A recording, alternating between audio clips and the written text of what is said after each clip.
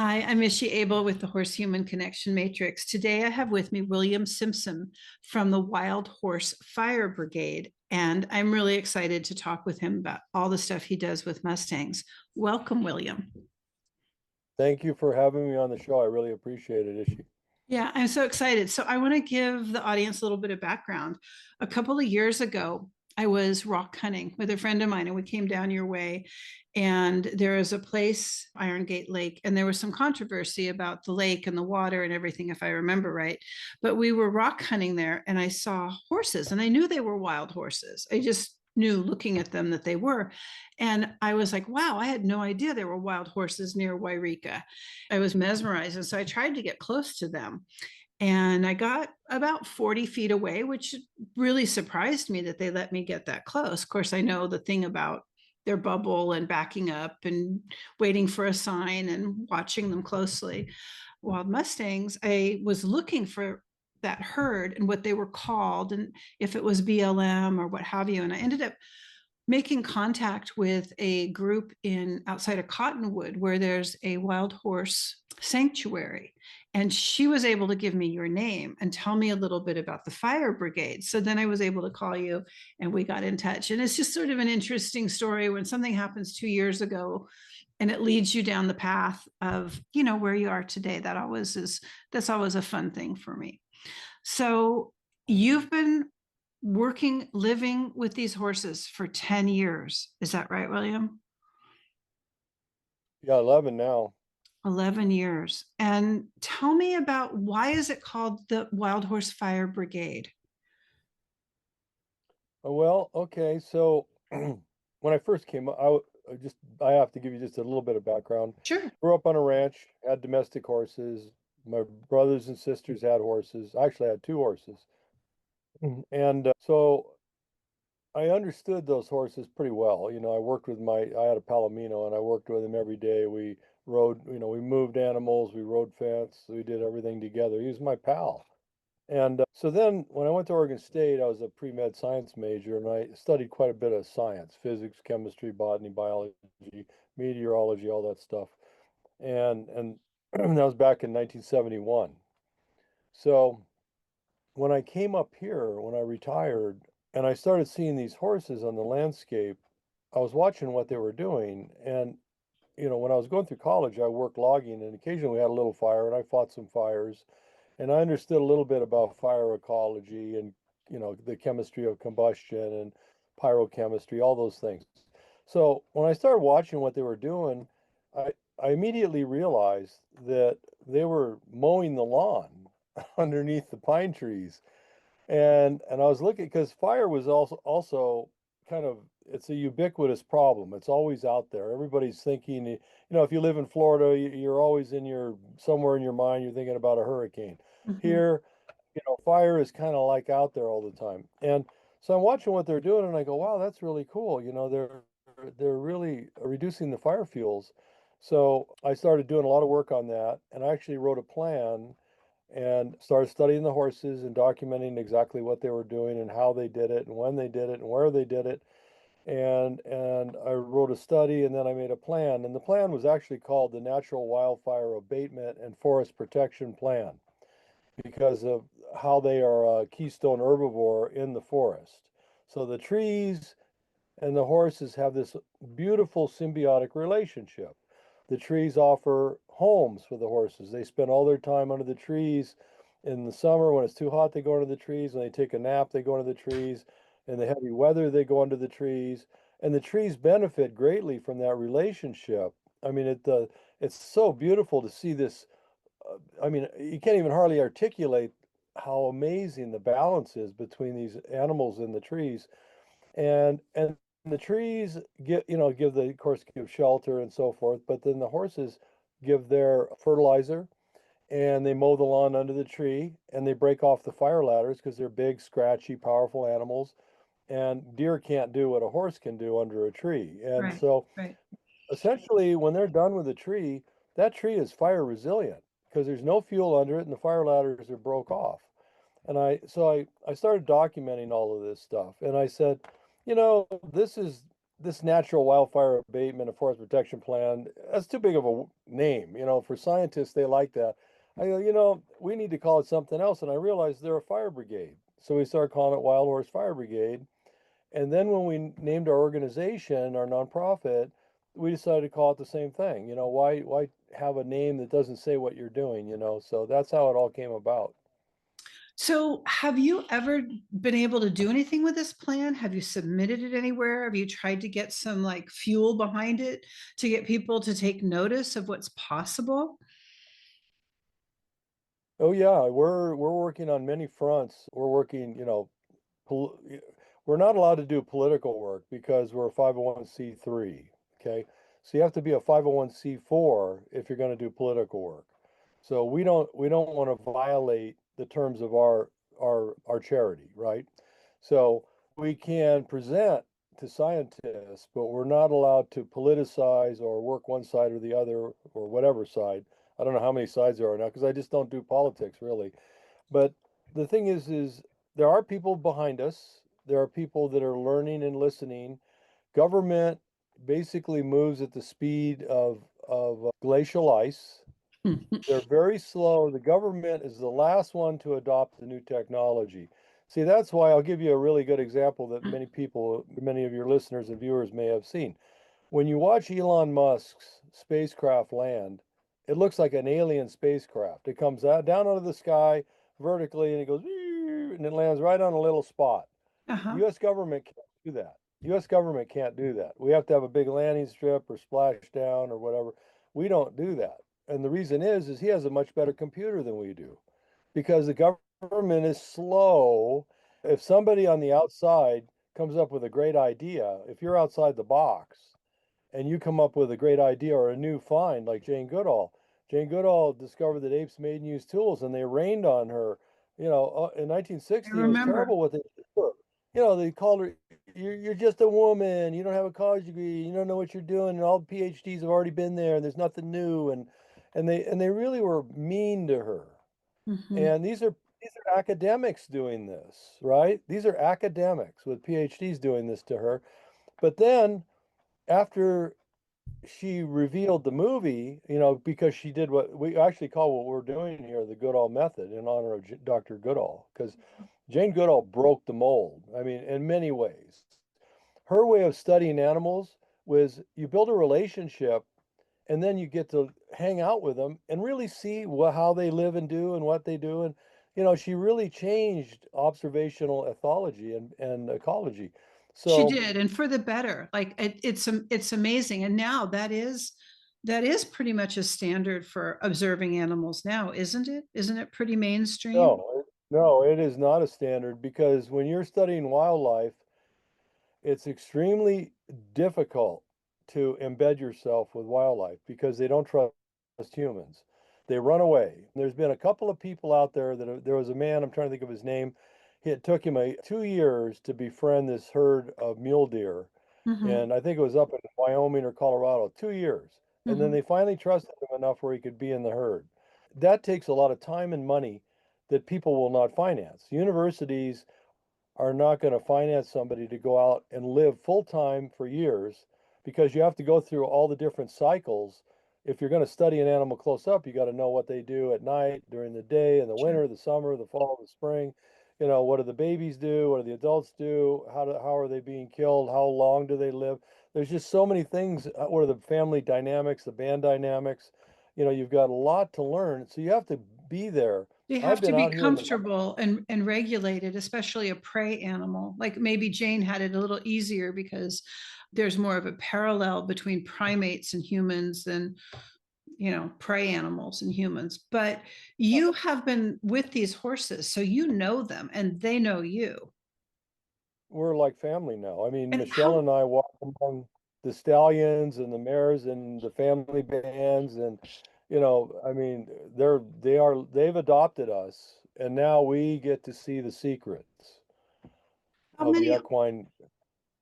yeah, how many are there? Our herd is 200 roughly. Roughly 200. And so they're in smaller family bands, but like at mating season, they're all together, or how does that work? Well, okay, so that's a really great question. typically, you'll have a family, which will be a stud and one mare and maybe a baby when they're first getting started. They're a lot like humans. You date and then you get engaged, you get married, maybe in a few years you have a baby. Horses parallel the exact same thing. We've watched them dating. It's really funny. And the second part of your question, I'll get into the dating just a little bit, but we've got roughly 27 families here, and they range from a stud with a mare and a baby to a stallion with 22 mares in his family and some babies. So yearlings and 2-year-olds. So at certain times of the year, usually springtime, they'll come together because usually in spring is when most of the mares will go full. So a lot of things happen. First of all, they move to the southern exposures early in the spring because those areas are warmer. There's more grass because there's been more sunlight. And the southern exposures here on the mountain where we are tend to have larger sighting radiuses. So they can see predators coming from a long distance. They're not up in the forest anymore. They come down, and they all tend to use these big, large areas, that might be 50, 100 acres, and several families will come together there. And during that period of time, the yearlings and 2-year-olds will kind of meet. They'll come out of their family bands and, meet each other and play. And the girls will look at other stallions and go, gee, he's a handsome guy. Michelle was telling me about this one little mare. She's a 2-year-old, and she's getting ready to leave her family. And the stallions don't mate with their own daughters. They won't do that. So what they do is they'll sit there, and at that time of the year, they'll watch one of their daughters go over to another family and basically flirt with another stallion. Now, other times of the year, that won't happen. That stallion will chase the other stallion away. But at this particular time, usually it's about 3 months, 4 months, early spring, right into, early summer. There's a lot of that going on. And then late summer, then you'll see all of a sudden, oh, look at that little mare. She's with this other stallion now. That's And so, fascinating that you've gotten to see all of this. yeah, they date. That's I mean, amazing. yeah, it's really cool. And we're learning so much. I mean, every day we go out there, it's just something new. I mean, so I didn't realize that they had such a highly evolved society. And They really, I know watching cows for a long time, they have such an incredible social structure too. And I did that before horses came back into my life. So it doesn't surprise me. And there are not very many places where you get to see that because of the way the domestication is. There are very few people that have multiple stallions and just wild horses to be able to observe, the way we keep them. I'm curious, have these horses always been in Wairika? What is the history of the herd? Do you know anything about that? in this area here on the Oregon-California border, there are horse fossils. So we've got fossils of Equus caballus that go back, 2 million years. And we have some interesting cultural archaeology that supports the nativeness of these animals here. So, for instance, Sir Francis Drake was on a military mission for Queen Elizabeth, and he sailed up the west coast in 1580. Mhm. So, and they named Drake Bay after him, and he came all the way up, and he went to Vancouver Island, I believe, on that voyage before he then went across the Pacific. And so he was collecting information. His job was to find out, is this a good place to settle? Can England go there and put colony there? And is there farmland? Is there water? Is there gold? What's there? So he went, and so they came up and they looked around, and they saw the indigenous living with horses. And that ended up in a journal in Great Britain in the museum. And so basically he said he was surprised because the Spanish were telling him that they're the only ones with horses. Of course, that's kind of back then that was a Spanish thing. They felt that in the Spanish culture back then, only noblemen could ride horses. Anybody, and they called the native and the indigenous peoples here, they called them savages. And so they So you never couldn't wanted you to. couldn't have that story because it would be incongruent. Exactly. Right. And Yeah. so I'm gonna circle back because this is important to the ecology and to the plight of the Mustang for a minute, if that's okay with you. Sure, So whatever. as you're pointing this out, you said that there are skeletons and artifacts that go way, way back, and yet there are arguments currently with BLM and other ecology things that tell a very different story, that are possibly the information may be biased or actually inaccurate to create an outcome that's not favorable for these horses. Do you know where I'm going with that?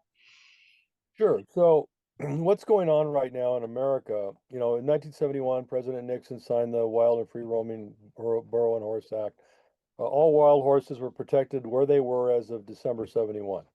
They set up all these herd management areas, and I believe originally there was 53.8 million acres assigned to the horses in 71. Repeat that. Originally, Could you repeat that number again for me? I just didn't catch it. yeah, I believe there was 53.8 million acres of Wow. land assigned to the horses by President Nixon. And they were little boxes, some of them were pretty big boxes, like, 100,000 acres, 200,000 acres. And they called those boxes herd management areas, right? Or HMAs for short. And so as we went through time, the population in the United States between now and back in 71, we got 100 million more people. There's 100 million more people since 1971. And we're trying to provide a lot of things for those people, including, you know, products that come from livestock, meat, milk, lambs, all that, calves, all that stuff. So the livestock production business has grown considerably. And if you're in that business, the best way to make money, if you're in the right place, is to get a grazing permit from the BLM. Because if, let's say you and I were in the livestock business and we needed to, and we were in Oregon, and there's very few areas where you could get a grazing permit, so we'd have to go to private pasture to graze our cows. And to graze a cow in private pasture right now is about 28 to $30 a month for a cow calf. Yeah. And a calf can be up to 500 pounds. So the BLM offers grazing for $1.35 per month for a cow calf, which is a screaming deal. It's a deal of the century. And Right. it's important that first we kind of iron out how the BLM works and what the pressure Okay. on the horses is. Okay. Okay. Sure. Yeah. So the reason the BLM wants to get rid of the horses is because they want to sell more grazing permits. They calibrate the grazing capacity and they determine how much area provides 1/8. So that's a Okay. grazing. It's a So unit, so that's that a makes more unit. Yeah. sense. And 1/8 is 1 month for a cow calf for a buck 35. And so So it's a it's a time increment. It's not a land increment. oh, it's a land, it's time. Yeah, you get to be out there and graze so many. If they give you 100 AUMs, you got 100 cow calves, and then you could be out there. It's a buck 35 a month, and and it's a great deal. No, I that mean, is a that's, great deal. I don't think you can feed a gerbil for $1.35 a month. You probably can't. I'm curious though, like that makes sense why they're doing it, but I don't understand how they're doing it. If that land was set aside for the wild horses, what gives BLM the right to put it in double jeopardy and sell it again? I mean, how many times can you sell the same piece of land? There's like a problem with that, right? Well, the BLM is run by politicians, and some of these politicians are ranchers. And so they administratively have rolled back the amount of land available for horses from the original 53.8 million acres assigned by President Nixon in 71. And Mhm. they've rolled that back now to we're down to 28 million acres. And now on 28 million acres, the horses only have 7% of the grazing.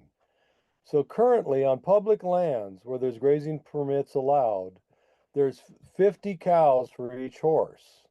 Yet the BLM will accuse the horses of overgrazing. Now, that's ludicrous. If you have 50 cows grazing and one horse, who's doing the overgrazing? Yeah, Okay. that's not a hard Yeah, math problem the at all. How public did they doesn't. do that? How is it possible that, like, who allowed this? When you say they rolled it back, they made these changes, did they make them with an amendment through the law? Like, what's do you under Yeah, they go to Congress and they say, hey, we need more grazing, and horses are non-commercial herbivores, and then they spin their yarns to the congressmen. Okay, so they tell the Congress in writing and in testimony, they say they're an invasive species, they're not native, and they're destroying the rangeland. So they tell the Congress three lies. And then Congress goes, oh, and these are East Coast people, so they don't know. they They don't don't know what's know. happening out here. They believe these guys. The bottom line is this: they've misinformed our elected officials, and they've been able to basically swindle American public out of their iconic horses. And now we're in genetic bottlenecks because I talked about the little boxes. They're not little. Some of them are 300,000 acres. The HMAs, on some of these HMAs, we have substandard herds genetically. Now, what do I mean by that? There's the International Union of Nature Conservancy, which is a body of scientists like the Academy of Science. We also have other scientists looking at how many horses need to be in a herd to maintain the genetic vigor of the herd. It has to be sustainable over an evolutionary scale. Here's where we get into the BLM gets into some trouble. They actually published a handbook, and you can find it online. It's the BLM Handbook for Wild Horse and Burro Management. And on page 28, they reiterate everything I just said. The genetics is important. The preamble says that they're an integral part of public lands. They're important. They're a cultural heritage treasure, et cetera, et cetera. And in order to preserve the genetic security, they say you need 150 to 200 horses in a herd. By the way, that's the absolute floor with certain criteria. 150 to 250 horses to maintain genetic vitality, but the guy who wrote that is Gus Cothran at Texas A&M University. He's a geneticist, so he got hired to write that part of their book. Mhm. And they went to him and they said, Gus, what is the absolute minimum number of horses we could put out there? And the reason is they want more grazing for livestock. The BLM Okay. has a book. Okay. They pay tax dollars to get it written. And a geneticist put in the whole section on genetic vitality, Gus Cothran from Texas A&M. Okay. Gus Cothran put in BLM's handbook. It's their handbook. I'm not saying anything. I'm telling you what their book says. And anybody can check me. They can go on Google and Mhm. find the book. It says the minimum number, and this is the absolute floor, according to Gus Cothran, there's specific management criteria. This isn't a natural herd anymore we're talking about. We're talking about 150 to 200 horses, and you got to maintain a stud book according to the management book. You have to do genetic testing every year. And even if you do all of those things to study what's happening with that herd, you're still going to get a 1% rate of genetic erosion every year. So you're still losing if you do everything that management book has. Now, full stop. What I'm now, with that in mind, the BLM has established herd areas with under 100 horses.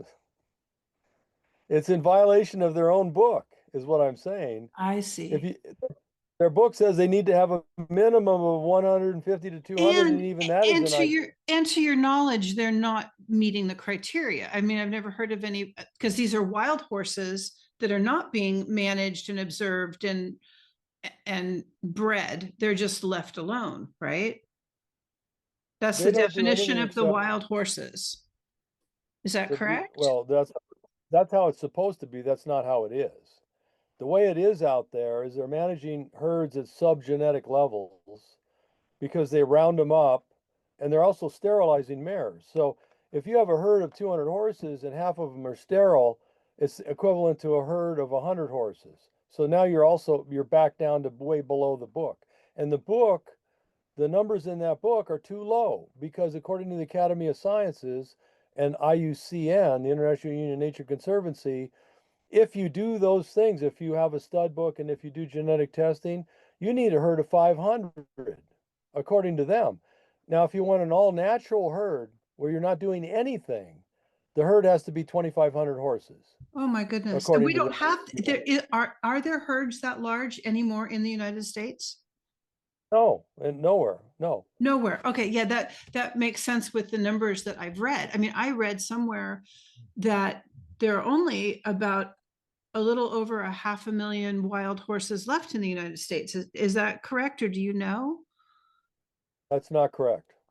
Okay, what figures do you have for that? I have the BLM's numbers, and right now there's 70,000 horses that are sterilized in off-range holding. So they gelded the stallions and they sterilized the mares with Gonacon, injectable sterilant. They're in off-range holding, and we pay 150 million a year to feed them hay.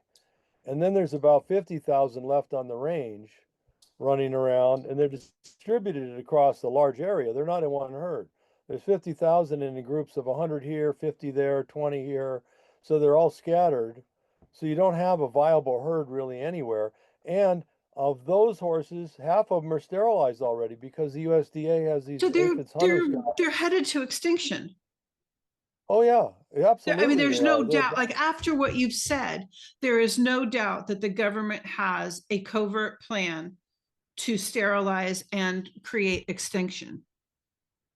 Yeah, we're in a serious genetic bottleneck right now. And so when you think about it, okay, there's a big reason why they're doing this. And the reason is simple. Okay, there's a thing called the Endangered Species Act. Mm-hmm. Okay, when a native species drops under 100,000 animals, they get red listed. Okay, and they can be put on the list and protected. I mean, totally protected. Right? Well, guess what? We have under 100,000 horses. They have 11-month gestation period, which makes that even worse. I mean, they put the sage grouse on the list, and the sage grouse have 20 or 30 babies. Okay. When they dropped at 100,000, everybody had a big panic attack. Why? Because the hunting industry loves to shoot sage grouse. That's why. But horses don't have that kind of economic advocacy. See, they're considered a non-commercial herbivore, and the BLM spends a lot of our tax dollars lying to the public and to Congress and telling them that they're not native, they're invasive, they have no natural predators. I mean, they're ridiculous lies. Anybody who lives out west who has a token of common sense and science knows Yeah. everything is a lie. Yeah, I And mean, and we've I, got all I saw that on part of your website where it's highlighted that they have no natural predators. I thought that is the most ridiculous statement. All of horsemanship like is based on horse behavior from a predator standpoint. Do you drive them? it is a fraud, Isha. It's in there right in the executive summary of their handbook on managing horses. Mhm. On paragraph, I think, 2, it says, in writing, we paid to write this, taxpayer dollars, in writing. Wild horses have no natural predators. They gave that handbook to Congress, their management plan. They lie in writing. That's fraud. That is fraud right there. It is. I'll give you another example of the fraud. So there's this guy named Ken Salazar. You may have heard of him. I have heard So, that name. yeah, Ken Salazar was appointed to be the head of the Department of Interior by Obama. So President Obama appointed Ken Salazar, who's a rancher, and he got in power. And as soon as he got in power, amazingly, his neighbor, a guy named Tom Davis, suddenly got 1,800 American wild horses for $1 each and disappeared them over the border to Mexico. And they never got in trouble. Now, they got investigated, and the Office of the Inspector General did a report. It's in the Huffington Post, even. You can just Google Ken Salazar, 1,800 horses, Huffington Post comes right up. He had to step down in the middle of this scandal because he was involved with it. There was connections to this neighbor. Mhm. And this was under his watch. He's the head of the DOI. You're in charge of the BLM. You're the big chief. Okay.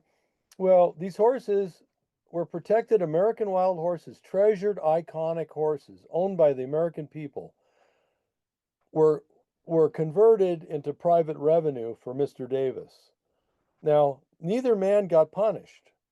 now Salazar stepped down because of the scandal. And what happened? He became the head of Clinton's transition team. And of course, she didn't get elected. So, oh, well, what are we going to do with him? Oh, let's make him the ambassador to Mexico. So he was the ambassador to Mexico up until May of this year. Now he's retired and he's back at his law firm. Never got fined. I mean, that is a federal felony.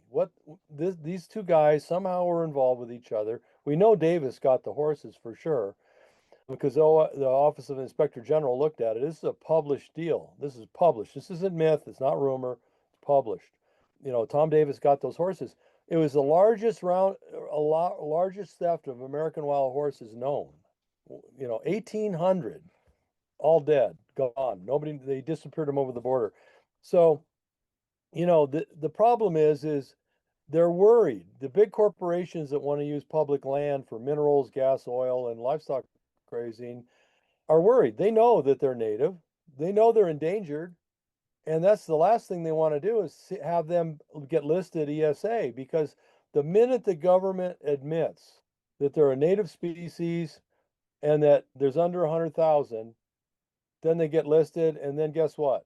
The landscape on public lands changes. The hoops and the things you got to jump through to do anything then, grazing, oil, gas, that all changes. So what happens is Let me let me the let me hill. back up and make sure I'm understanding. So what you're saying is there's going to be a huge change in policy if they're declared an endangered species, and it will somehow counter the Wild Horse and Bureau Act of 71 that gave them land to begin with. Is that what I'm understanding? Well, no, actually, it would put them in the position that the act intended.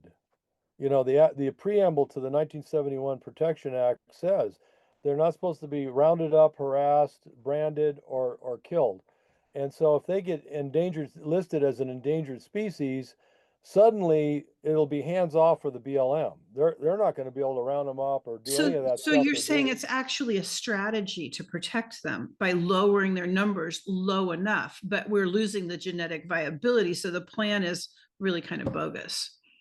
Is that what I'm getting? Well, there's no, what's happening is because of the way they're managing them, they're kind of creating their own pitfall. But they're in a race. See, they're in a race. Okay, they are removing the horses, and the reason they're doing it is they want to sell more leases on public lands. Now, in the process of doing that, they have to keep everybody fooled into thinking they're an invasive species. Because if people wake up and realize they're native, then everybody's going to go, hold it. Those are native species. They should be an endangered species listed. Right. And See, I'm that would halt all the. understanding because I've seen several like news pieces on that, like confirming that horses, the large version of horse, not the prehistoric tiny version of horse, was on the North American continent. I've seen a lot of documentary, or at least 3 documentaries on that. And I'm told that there's some legislation, and a lot of the advocacy for wild horses is actually currently in the courts, has filed a lot of lawsuits about this. And I'm going to be digging into that a little bit deeper. But yeah, this is like, there's a lot of information here that you've given me that I did not have or completely understand. So I appreciate that. It's, Isha, it's super complicated. I've been staying up till 2 in the morning reading every night for 11 years to That's a catch up lot on of it. information. Yeah. And a A lot of lot of piecing it, information. taking it apart. And Like, where is Ben Cartwright when we really need him? there you go. Yeah. And the thing is it's like chess, because one move on the board has many, many things that can happen once you do that. And so, but what's happened? There's two things going on right now, basically. It's a race. The BLM is in a race to eliminate the horses before they get listed as an ESA species. They're in a race. They want to get rid of them all. And then if somebody says, "Oh, gee whiz, look, they're really native," and then they finally admit the truth, then there's none left anyway. They were down like the eagles. Remember when we had so few eagles and Right. condors? Right. I do You know, remember. And they were able to bounce back. But so, okay, let me ask you this. How do the horses that are at wild horses that are at sanctuaries feed into this, count into this? How are their numbers managed? And And what about the genetic viability that could be recreated or infused into wild herds from wild horses at sanctuaries? I have no idea like how many wild horse sanctuaries there are, but to me that seems like a partial temporary answer to encourage people to have, to utilize large tracts of privately held land for wild horse sanctuaries while this gets worked out. But I have no idea what category those are going to fall in. Are they going to be counted as endangered species? I don't know. No, so sanctuaries are problematic, and I'll tell you why. Wild horses are not wild unless they're living in the wilderness with their co-evolved predators. Okay, that's what preserves it. Without natural selection, you're once again in genetic decline. But I thought they Okay, didn't have any predators. yeah, right. So up here where I am, okay, the lions, the bears, the wolves, and the coyotes all eat the horses. But when you investigate why a horse got killed, you suddenly realize that Mother Nature has perfect vision. Mother Nature knows, and these are her tools. These lions, these wolves, these bears are her tools that she uses to pair out imperfection in her creation. So, for instance, I had a little stud that died. I think he was deaf in one ear. A lion got him on that side. He was deaf in one ear. You don't want that horse breeding. He's got a genetic deafness. Old horses, okay, if they get too old and then they're a little bit slow and they get caught and eaten, an old horse, if it breeds, is probably going to have a bad baby. The foal is probably going to have a defect. Like with a human, if an old guy like me had a baby with a younger woman, there's a what 50% chance for autism. The thing is so Mother Nature knows how to pair out weakness. Okay, and so if in order to preserve the what we're talking about here, the genetic vitality of these American horses, they have to be in a wilderness area with their co-evolved predators. Now, a sanctuary, number one, sanctuaries can't have breeding horses. The reason is they have finite amounts of land. They can't have an expanding herd. Number two, the horses they usually get are sterilized. They usually are getting geldings because they're getting from the BLM. When you go to an auction or an adoption, you're getting a horse that's already been treated. So they don't give you studs. They're not going to give you a stud. They're not going to give you, and the mares are getting injected with Gonacon during roundups now. So it's one shot and that's it. You're done. PZP, they're moving away from PZP because it takes 3 or 4 shots to sterilize a mare. So you got to have boosters, and then finally the mare becomes sterile. So with a sanctuary, what's great about a sanctuary, now that's the negative side. You're not going to get any good genetics going on there because you don't have the co-evolved predators present. You can't have predators in a sanctuary. And because they're confined, they can't do what they do. They're not grazing the same way. Our horses are covering over 30,000 acres of wilderness here. They're going over mountains and boulders and rocks and canyons, and they eat 100 different things on the landscape. They're herbalists. They know what every plant does, and they know how to use them. Or No. they use herbs. They're super intelligent. When you fence them in, they're basically in a really nice prison. And they don't have to die. The nice thing is they're not dead. They get to live out their life in relative comfort. Okay, that's the bright side of a sanctuary. But as far as the future, there's a simple saying that everybody needs to remember: no babies, no future. It's that simple. And up here, our herd, we have about, it depends on the year, 20 to 30 babies. With 20 to 30 babies, we end up with maybe a couple of those, 2 or 3 of those babies will become a 2-year-old. The rest, something will happen. So Mother Nature pares it down very quickly. And so when you see, for instance, the Salt River herd that's been sterilized extensively, the Salt River herd down there in Arizona, they've got roughly 350 horses, right? They brag about having one baby or 2 babies and how great PZP is. But they're bragging about their genetic decline because when you're having that low a number of offspring, you don't have any gene flow. And without gene flow, you're toast. What's going to happen when there are no more wild horses? We'll die. Humans will pass off the planet. Say that again. You cut out a We'll little pass away. The human race will just disappear. because there are no wild horses. Yeah, well, we've co-evolved with them. I mean, you look at the co-evolution overlap between humans and horses, I mean, we have a huge evolutionary overlap with them. They're part of us. I mean, that's why we get along with horses so well. It's very intuitive, and Right. they can look into us. They understand us. Mhm. If we lose them, I mean, see, and now we're getting into an area that is brand new science. It's called biofield medicine and biofield physics. And I'm talking about E equals MC squared physics, okay? Horses have a very powerful electromagnetic energy in the field. Yes. Einstein talks about the field. That's Hmm. everything around us in the universe. We're all in this unified field. Hmm. We live in it. It's like a sea of energy. And horses are very powerful, energetic beings, and they've co-evolved with us. I know. And so they're like spiritual brothers. The Lakota tribe recognized horses as a nation. They called them the horse nation. And they really were in tune with them, and they realized they were sentient beings that had been here longer than humans. They realized that. They were that into the Lakota could feel that. They didn't have to read it in a book. You can feel it. When I get near a big stallion and his energy field penetrates me, I feel it.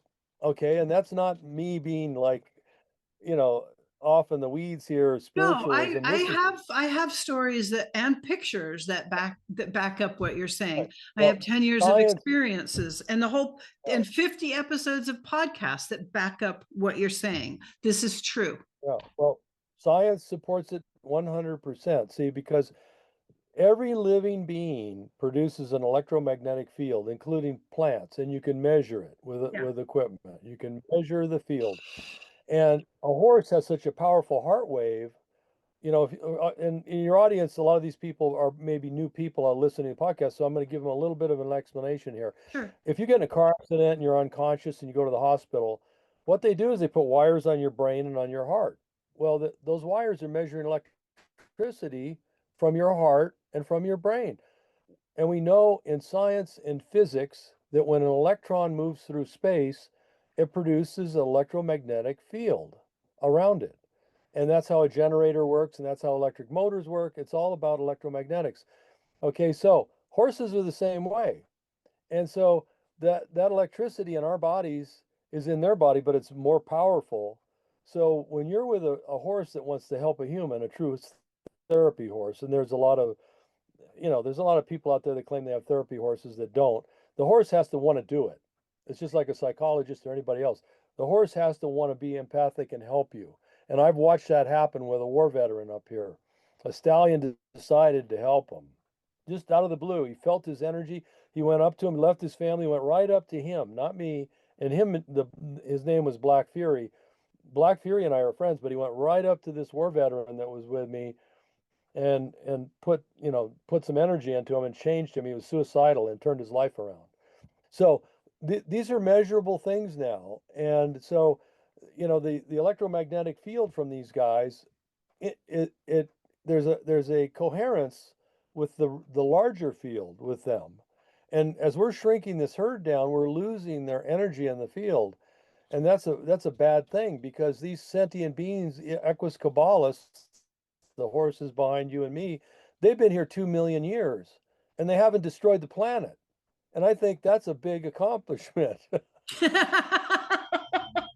It's way better than what we've done as a species. Like there's no Yeah, I there's no mean, com- there's no comparison there. There's not. And you know, even if people don't understand the science and the energy and what you're talking about, people can understand metaphor. And clearly, the wild horse is a symbol of our freedom. I don't mean just in this country, but all over the world, our freedom. And as their numbers diminish, it's no coincidence that so does our freedom. yeah, in Arabic poetry, Arabic nations are really big on horses, of course. And in Arabic poetry, they say heaven is the air that passes between a horse's ears. Yeah. Wow, there's so much to think about here. So I don't know how anybody can have this information and not want to do something. Like we need to do something. And I'm going to be doing more Yeah, we're working podcasts, hard. Good. more more podcasts, and we have a some filming planned and possibly some fundraising, and going to be networking with, now I know to reach out and look for 504s that can do some political work and just figure out how to unify all of the movements and people in the United States to come together to make sure we don't lose wild horses. Yeah, we've got to do that. And it's unfortunate that we do have some nonprofit wild horse orgs that are helping the BLM's agenda and sterilizing horses. And they're doing it because they're making money. And they try to fool people. They tell their followers that if we sterilize the horses and stop breeding, that they won't round them up anymore. But that's not That's not true true. either, because it's not true. I mean, the case in point, the Sandwash horses. I mean, you've got an organization over there, the Wild Horse Organization. They've been shooting them full of PZP for 22 years. They talk about it right on their website. BLM came in and rounded up 435 horses. They're all sterile horses. And when you sterilize horses, you end the genetic flow. You are bottlenecking it. You're putting a stopper in the bottle. So these organizations, shame on them. They don't like me much because I out them for the failures that they are, and they're soaking up a lot of donation money, telling people who don't know any better that it's a way to save wild horses, sterilizing them. It's And it's not, ridiculous. it's not, it is ridiculous. I actually talked to somebody last week who's involved in that. And I didn't ask a lot of questions, but I will be diving into that more deeply and seeing, I have to see for myself what can be done, and hopefully something can be done. We must. Well, yeah, what we can do, we have a plan that is proven. Okay, there's no mystery. We have a rock solid can do solution, and it's called Wild Horse Fire Brigade. And Mhm. what we want to do is get the horses from the BLM before they're all gone and move them into the remote wilderness where they're not doing livestock grazing and where all these wildfires are because there's so much fuel. We have a collapse of the deer herds in Oregon and California. Oregon's down That's 500,000 deer. that's the vision I keep having. My old mare, that's the vision I keep getting. Release them into the forest. And I've seen that and heard that from her. Yeah. That's it. So if we do that, we have millions of acres available. We just have to get the right people to say, okay, let's do this. Because there's a little bit of moving parts here. First of all, you have to have experience managing a herd of wild horses. Now, the BLM doesn't manage them. They just run them around, they catch them, they harvest them and sell them and do all the stuff that they do. They don't manage horses, they don't study horses. I've run into people from the BLM that don't know the first thing about wild horses. They get these cowboys that got domestic horses. They don't Wild They horses still and don't domestic know. horses. They still don't know. They don't know. They, they don't. So, it's going to take empirical experience. You can't be a Cessna pilot and go fly a 747. It's not going to work. You're going to crash. Mhm. So I tell people, look, we work for free. Michelle and I have been working our butts off for free. We're pro bono. Everybody in our organization is pro bono. We don't want to be influenced by money. When money is influencing people, they make bad decisions. Okay. So we have the ability, and we have two PhDs on our board that did their PhDs in wild horses, by the way. They're not, a PhD in psychology or a PhD in Indian studies or no. These guys, Dr. Murphy and Dr. Linkletter, both PhDs in wild equines. That's what they are. And they're experts too. They joined our board because they know we have the only herd like this in the world. We are the only individuals living among wild horses in the wilderness. Nobody else does this. We can And change there's that. three, That we can change. yeah, it takes years and a lot of money. I mean, I've spent my entire life savings to get the land, to get the infrastructure, to be here all the time. It's no, I mean, you're talking about $500,000 just to be able to study them properly. Okay, that's the opening ante right there. The thing is when you go study horses, like most scientists with binoculars, they run out to an HMA and with their binoculars and their lunch bucket and their coffee, and they get set up with their camera, and some of these people got telephoto lenses on their cameras, cost more than my car. And and then it looks like they're right up against the horse. They take this picture and it looks like, wow, look how close. They were like 50 feet away. Oh, they were a quarter mile away with this giant lens. And and so you can't learn, but they claim to be experts because they're taking pictures of horses on a weekend once a month. I That's mean, not the that's not it. same. That's not It's it. not that you're That's right. definitely Not not the it. same. No. So we've documented a lot of brand new science up here by living with them. We know things that nobody's ever published. We published some of that. Michelle and I are going to write a book about wild horses. And when Michelle takes a picture of a horse, she's sharing breath with it practically. She's like, because Right. we're part of the herd. Right. I mean, it's a whole different gig. I'm really excited to get to talk to her about her stories, the real personal stories. I know you're the science kind of end of it, and you've had so many incredible like facts and background and the nitty gritty of what's happening. And I'm excited to talk to her too about yours and her personal experiences, the heartwarming things that happen with these wild horses. Mm. And people need to know about this. So Well, Michelle is a very special person, and I mean, and I sincerely mean that in every way. I've met a lot of people. I'm 73. I've been all over the world. Okay, I did missionary work in the South Pacific. I ran a missionary medical ship.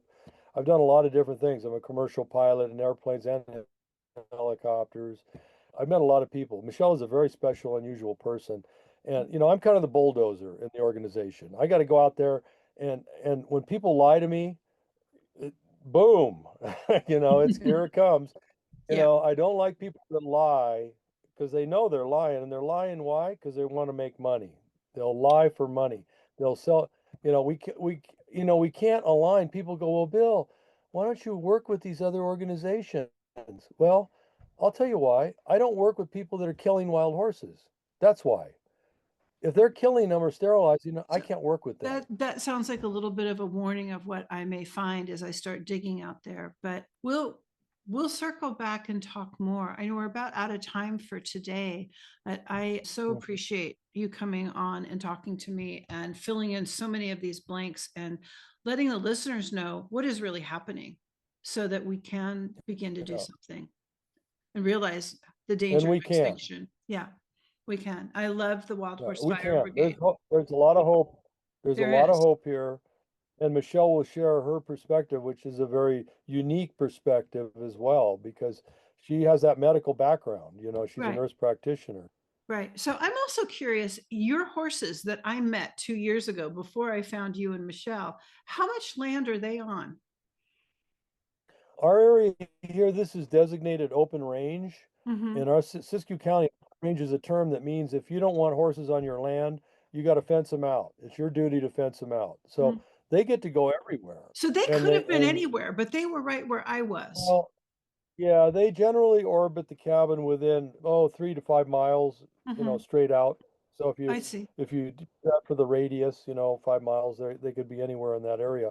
So and they come to the cabin all the time because they they're truly social beings and they want to come visit us again. They want to come hang out and go, Oh, hey, yeah. how's it going? My horses Yeah, love it when people come. They're always like, are we going to get to work with them today? Who's here? Like they get really all excited and right. happy when they see people. But anyways, thank you again so much, William. And I'll be talking to you soon. Well, thank you, Isha. I appreciate the time and I appreciate the fact that you're trying to make a difference, and that's what it takes. Yeah, I appreciate all that you've done too. And we'll take this forward. All right.